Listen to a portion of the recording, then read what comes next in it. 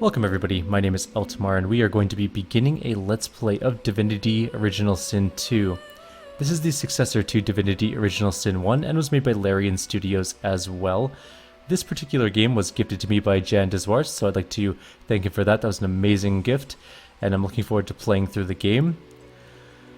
In a kind of funny turn of events, Larian Studios also sent me a copy of the game on the day of launch, so I do have a spare key. To that end, I'm going to make a small contest so that somebody can have a copy of the game to play through as well. In a comment below this video, if you could answer which Let's Play series I did where I killed a kitten for the first time, thus earning the moniker Kitten Killer, put it down below. I'll gather up all the names after a week. One will be chosen at random I'll assign everybody's name and number, and then I'll just use a random number generator. Whoever gets it, I will grab their email and email them a key to the game. So there you go. There'll be one free copy of this game given away in a week. Leave your comments below.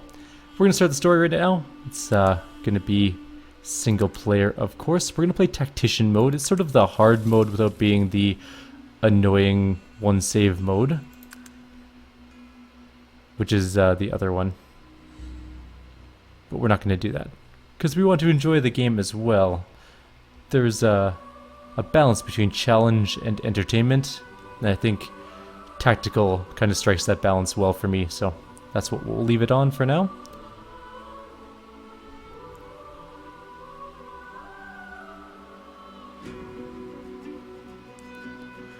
Okay, so we are going to be playing one of the special characters, the actual one with origin stories, so it's not going to be any of those. We're going to find the origins. So there are several origin characters. There's Beast, who is a dwarf. You can pick any class for them, so that is kind of a nice thing, but they have special abilities based on their unique origin background. So Beast, your failed rebellion against the Queen nearly destroyed you, so you began a new life on the high seas. Now your old enemy is back, and if you don't stop her, nobody will. Fane is, you woke up and your world was gone. The last of your kind, you hide behind a charmed mask, searching for the truth about a history that nobody knew existed. Ifan ben Mezd, a crusader in Lucian's army, you lost your faith as war claimed countless innocents. Now you're a lone wolf mercenary. Your mission? Kill Lucian's son. Bum bum bum. There's Losi, or Los. You're a musician, performer, star, and host to all manner of disembodied visitors. Now one dark voice has silenced them all and aims to claim your body for itself. That's grim. There is the Red Prince, which I think I'm going to be because I like him. You are infamous, a brilliant warrior general exiled from his empire for cavorting with demons. Fallen from grace, you refuse to give up. The throne will be yours again. There's Sibyl. A slave no longer, you still bear the living scar your masters used to dominate you. He turned you into an assassin, made you hunt your own kin. Now you hunt him. She's obviously an elf. And that's it. So there's those several. I think we're gonna go with the Red Prince, although I am also tempted to try Ifan ben Mezd. Such a hard decision. Actually, I might go with Ifan. I want to make him a fighter, though, I think. A sword and board type person. Or maybe not. Maybe a two-handed weapon? Like a knight? He does look pretty cool with a greatsword. We're going to customize him a little bit, though. So we can change some of his stuff. Like, Opportunist is good. But I think I'm going to grab Pet Pal so we can talk to animals, of course. Or no, sorry, not Pet. Well, I do want Pet Pal eventually, but do we want Lone Wolf? We're gonna bring followers. It's the first playthrough and we always bring storyline characters with us because the most story is the best story. And I kinda want, yeah, we'll grab Opportunist then probably.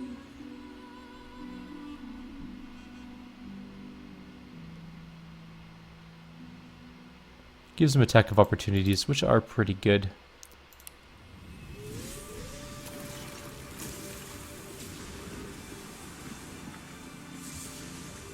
Once I was a crusader for the Divine Order. I pledged my life to Lucian the Divine. The war changed everything. He sent me to save the elves I grew up amongst. I arrived too late. Lucian ordered the use of death fog against the Black Ring, annihilating everyone I once knew in the process. Now I'm a mercenary killer, one of the infamous lone wolves. And my next target is none other than Lucian's own son. Grim. We'll leave his name the way it is. We're going to play an actual story character, so that's kind of cool. He's an outlaw and a sculler. We can't actually change these, or maybe we can. Nope. They are locked in based on his preset origin story. We get to change our music tones, so the Benserai.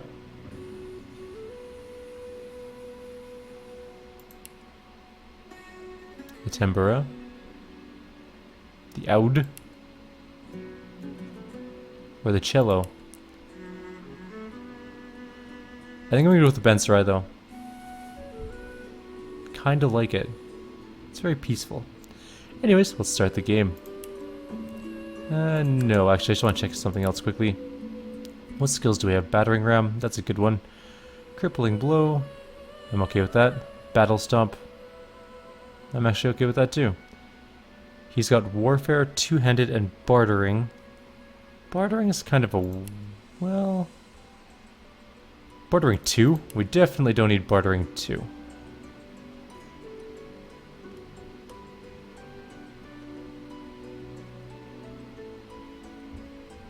In fact, I don't think we need bartering at all for... oh, we have to take one? Really? Okay, persuasion then.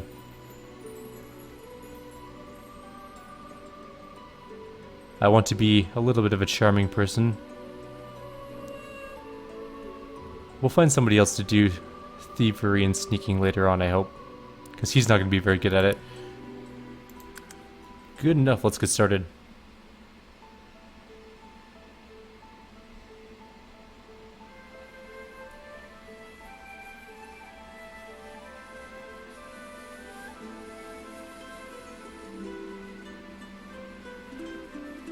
It all happened like I knew it would. A single drop of source magic. And, like flies to honey, the monsters swarmed. The rebel panicked. The carnage began. And the Magisters pointed their fingers at me. Just as I'd planned. I was shackled and collared, and sent to Fort Joy.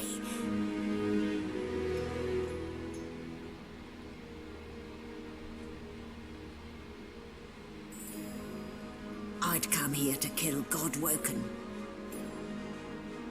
but instead I became part of their story.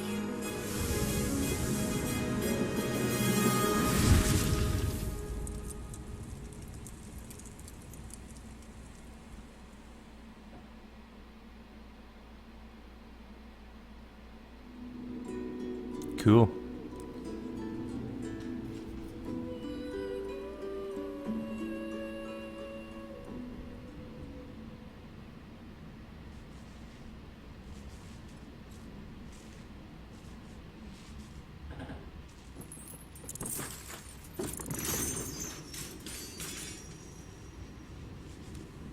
I appear to have woken up from a nap.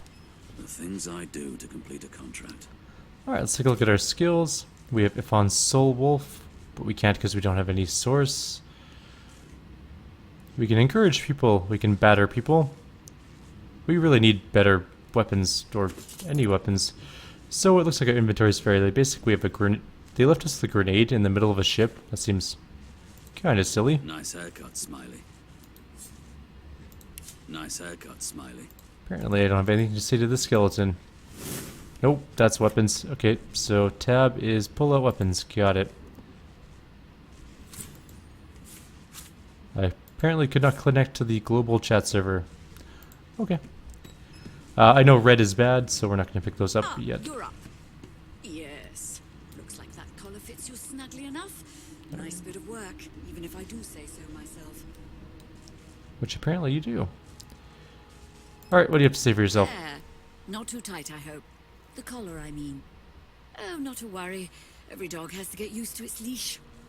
I'm gonna kill you one day. In the meantime, your next stop will be Magister William. All passengers have to be registered in the ship's manifest, and he's the chap in charge of the logs. Okay. You'll find him on the other side of this deck, in the officers' quarters. Let's look around warily and wonder what damnable dungeon we ended up in this time. Dungeon? You have the gall to call my laboratory a dungeon? Oh, I'd be quite annoyed with you, if you didn't look so honestly perplexed. Index fingers pressed to her lips, she pauses a moment to give you a scrutinizing gander. My word, you do seem a bit befuddled, don't you? Perhaps I was a bit too generous with that sedative. Oh well, I'm sure you'll soon gather your wits. Most likely. Eventually. In the meantime, all you need to know is that we're en route to Fort Joy. I see. A new life awaits. And if you're a particularly good boy, perhaps a cure as well. An end to Source. For good. You pull out the thing around your neck futilely and demand to know why she collared us. Why, for my peace of mind, of course. Why don't you try casting one of those Source spells of yours? See what happens. You recall power building inside you. Remember the wolf of your soul manifesting. Unleash it! Currents of magic surge inside you, boiling, bursting, then breaking, only to fade back into your soul like rain into the earth. I see. My, look at the concentration on your face. All will, but no result. There you have it, see? The collar's function. It neuters you, of sorts. Makes you unable to cast Source. Well, that's just silly. For your own peace of mind, of course. Yours and the whole world's. Okay, we'll take our leave of her. Apparently we can't take the ancient book, but we'll come back for it later or something. Bloody murder. Looks like someone's hit the Hall of Echoes a little early. Behind the Magister, a bloodied mass lies in a heap. Gore and limbs lie at odd angles. You can't make out a face amid the mess. I'm going to peer into the room and ask what happened. There's been a murder. A sorcerer was killed by one of your own. Lucky you were busy getting your collar fitted at the time, or you'd be a suspect like the rest of them. Waters is investigating. She'll figure out who did it. Always does. Apparently I'm going to nod and walk away with our head down. If they realize who we are, we'll win ourselves a trip to the top of their list of suspects, call her or no. Let's go talk to Waters. Hello? Oh, there you are. Camera angles are a bit... There we go. Sight, isn't it? Not really, it's just blood. Burns me up this happened under our protection. We're extremely lucky no Voidwalker followed the source that did this. I'm gonna ask why she's letting us get so close to the crime scene. For all she knows, we could be the killer. She looks up at you with a mirthless smile. I was on duty in your room when the murder happened. You were asleep the whole time. Didn't even stir. You're one of the only indisputably innocent people on the ship. Unless you can commit murder in your sleep, of course. That's a trick we haven't quite mastered. I thought as much. Listen, I could use someone to keep their ears open among the passengers. Sometimes they clam up in front of a uniform. Bring me a good lead, and I'll throw in a shiny gold coin for you. How about that? Our price is considerably higher than that. Not in here, it isn't. Oh. You let me know if you hear anything. Whoever did this is dangerous. Okay then. What's Magister Merrill have to A say? young Magister stands pale and silent. Her knuckles whiten around her weapon as you pass. Easy there, lady. I'm not here to cause you problems. Yet.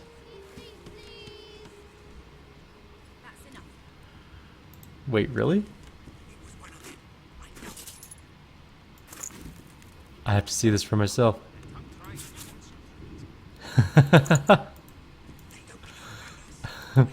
Okay.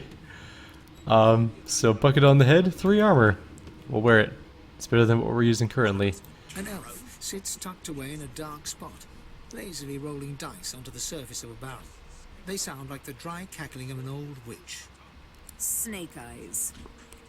She chuckles. I bet that's just what they'll look like.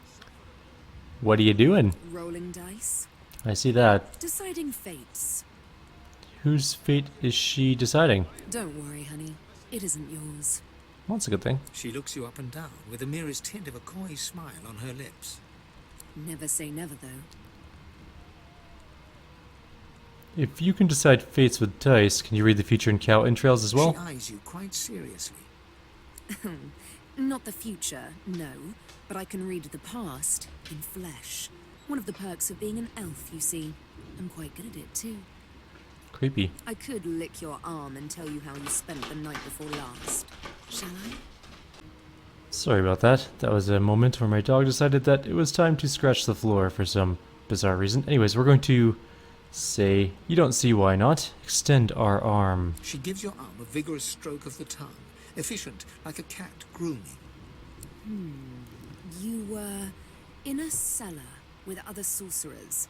As everyone lay sleeping, it seems you and another elf engaged in an action somewhat similar to the one I just performed. Okay. Only rather more vigorously. I'm going to stare at the ground embarrassed. We had quite forgotten about that. She pats you on the shoulder consolingly. There, don't you worry, darling. Your secret's safe with me. I don't lick and tell. Me too. There's a greasy key. I'm going to take the greasy key. Lucky find. The Magister starts, recognition growing on his face as he looks right at you.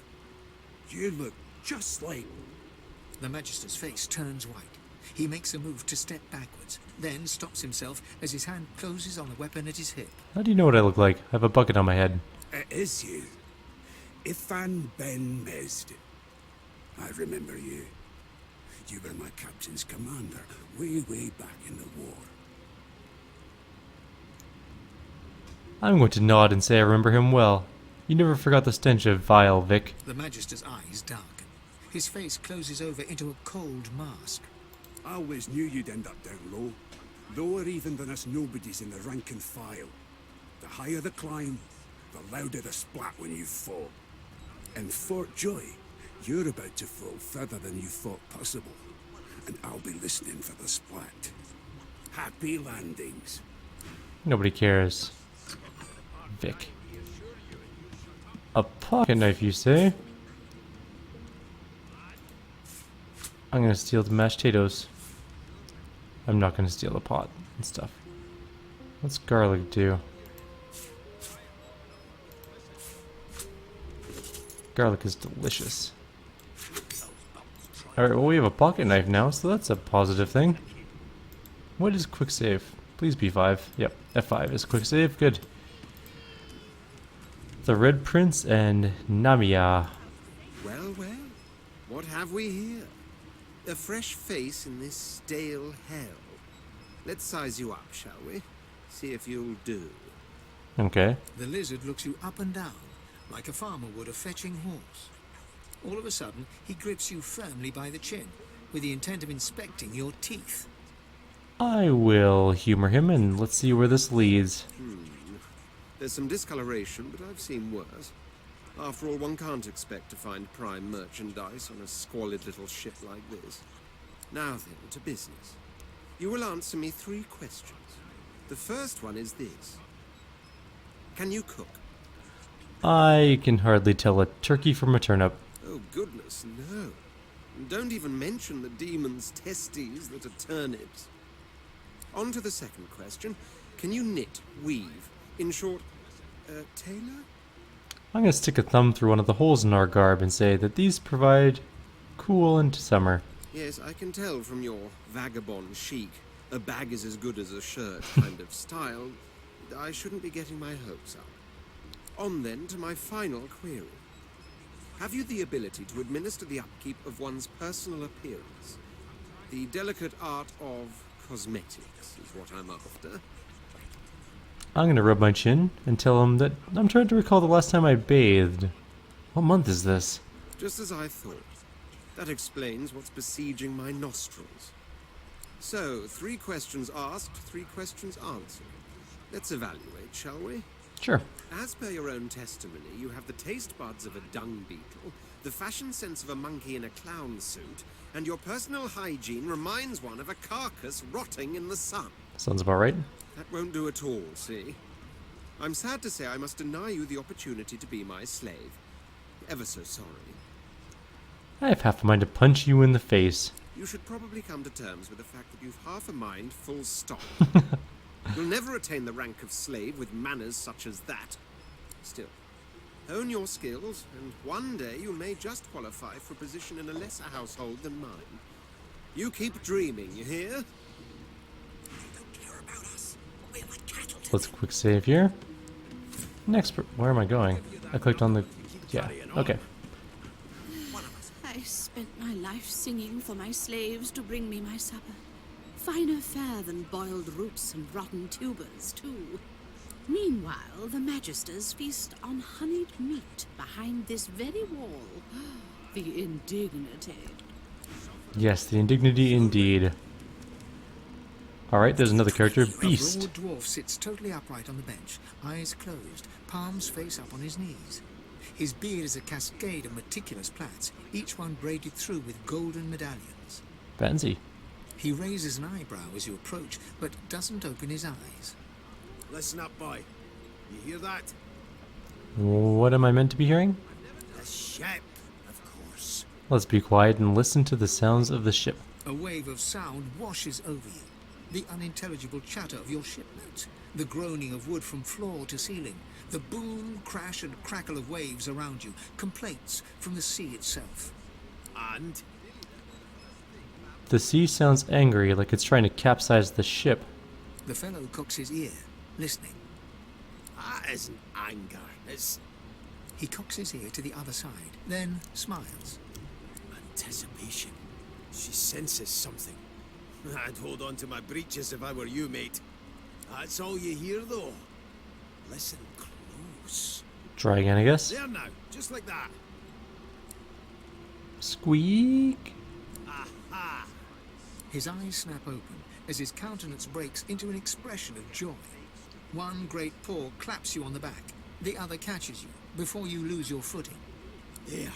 You heard it, didn't you? I knew it. I knew it. Aye, this is good news, boy. Good news. I nod, I heard it. What is it supposed to be? It's the wheel. The wheel. Don't you see, you beautiful idiot?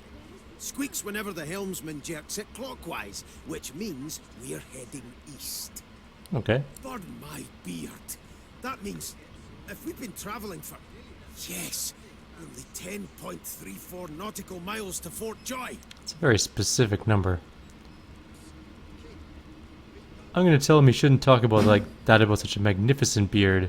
Ah, so you've eyes as well as ears, eh? You'll go far, mate. Even here. Why are you so excited about reaching Fort Joy? You haven't heard anything good about the place. No indeed, boy. But that ain't my final destination. Okay. The dwarf leans back from the table and strokes his beard, gold medallions jingling merrily. His eyes roll over to you. That'll be all. Thank you kindly, boy. I'm gonna cock an eyebrow. If you're hatching an escape plan, I want in. He continues stroking his beard, a beatific smile on his lips, and doesn't acknowledge you anymore. Well, fine then. Jerk. Gil, what do you got? One of them, a divine order loyal. They killed a sorcerer, you know. They'll hide the evidence well enough, but make no mistake. No, I'm not one of those. Oh crap. Yep. Putting the weapon away. Hit the wrong button. Sorry. Everything's okay. Ah, there you are. Husband. What?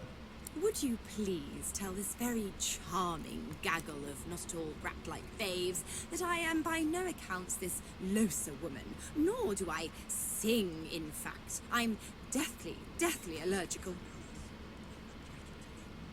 I'm going to play along and take your arm with a grin. Tell the children they must be mistaken. How very correct you are, spouse of mine. Madame Josephine Gribbles de Peeve refuses to be confused with anyone else. What? What's so funny? Her pinched face cracks into a great grin, and she shoos the children away from her with a laugh. Yeah, okay, you found me out. Go on and git, and maybe I'll sing you something when I'm good and ready. She turns to you, dark-eyed and dirty-haired, and smiles flatly.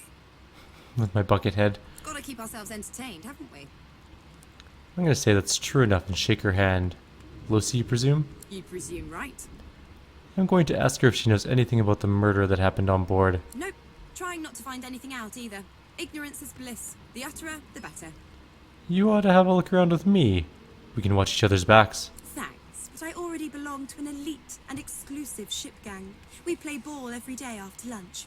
You're too soft for it. Am I? Take care, though. Okay. Suddenly, her eyes cloud to an unnatural black. Greyish veins run down her face, and her mouth tightens into a cruel sneer. What? As quickly as they came, the clouds clear. She smiles as though no change came over her. Creepy. Good luck, Chief. Good luck, creepy lady with a dark past. There's nothing really over here. There's some bedrolls, some beer. Beer's actually worth a fair amount of money. Not that one though, apparently. Bottles. Bottles are where it's at. Mugs, not so much. Alright, Magister paid. Can we get in there? Magister, sir. Good, good. Magister Williams is just about done with the last passenger. Cool. You faring okay so far? I'm gonna ask if he'd be fine, collared like a dog and stuck in a ship's hold with a corpse and a murderer on the loose. He tugs the collar of his uniform and chuckles. Sorry you're upset, sir. But we all wear what we wear for a reason. True. You head on in now. Williams will get you sorted fast. Okay. The elf is reading a volume of Cranley Hubert's famous encyclopedia. He looks up, his big round eyes scanning your body, absorbing every detail.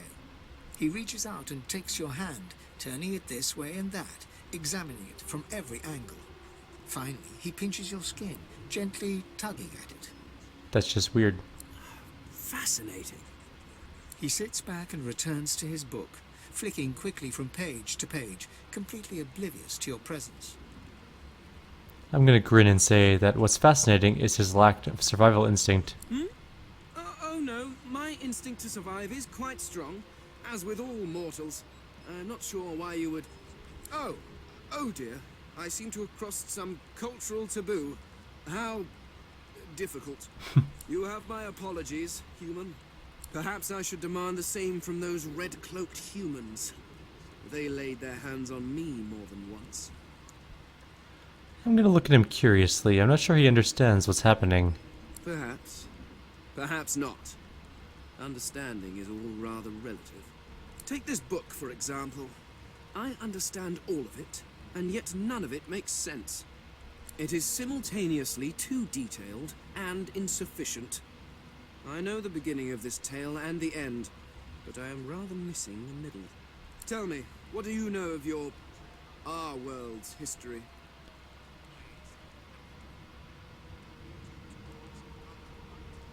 I'm going to tell the history of Rivellon is the history of the Divine Order. I'm going to talk about Lucian the Divine and his son Alexander. Oh, please. I have no interest in that.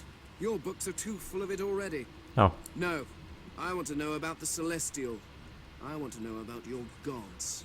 This text tells me that they created all creatures, but nothing of what came before. Where did these gods come from? Who are their people? Where are the others of their kind?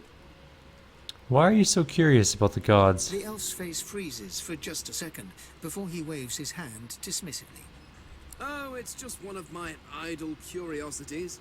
We mortals do like to consider these things, do we not? You're not immortal.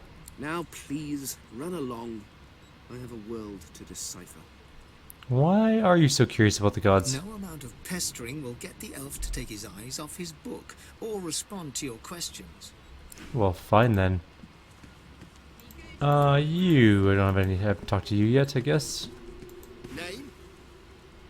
My name is Ifan. Ifan Ben Mezd. Yes, you know it's hard to pronounce. Well, you aren't here on my list. Scram, eh? We're trying to catch a killer here. Well, you're not doing a very good job, are you? Jerk. Let's go see if we can give it... Like, is that a quest? Is it an actual quest? How do I get to my journal? That's another good question.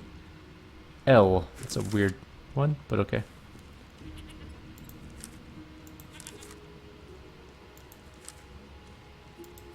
Oh.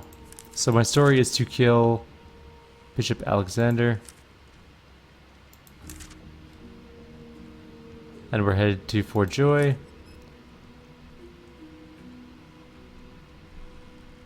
A fellow sorcerer was murdered. We knew that already. And we are bound by a magical collar that cannot be removed. Let's go see if we can talk to the other magister again. Anything interesting for me? Define interesting. I'll take that as a no. Yep, that's pretty sure. We haven't found anything of note yet. Let's talk to the children. Maybe they know something and then we'll call it a video probably. Do you know Losa? She's a really good singer. I'm better though. Listen. La la la la la. You're not better. You look like my daddy. His name is Frida. He's waiting for me at home. Highly doubt it. Sorry, kid. I wasn't doing anything. I swear. Well, clearly you were. Now just arrest people for no reason. Maybe. Let's have a quick save. No, we're gonna... Oh, we'll call it a video here. Shortly. What is quick load in this game? Options, controls. We know what quick save is. Quick load is F8. I shouldn't have gone into that room. That's the only reason we're going back. I think. There we go.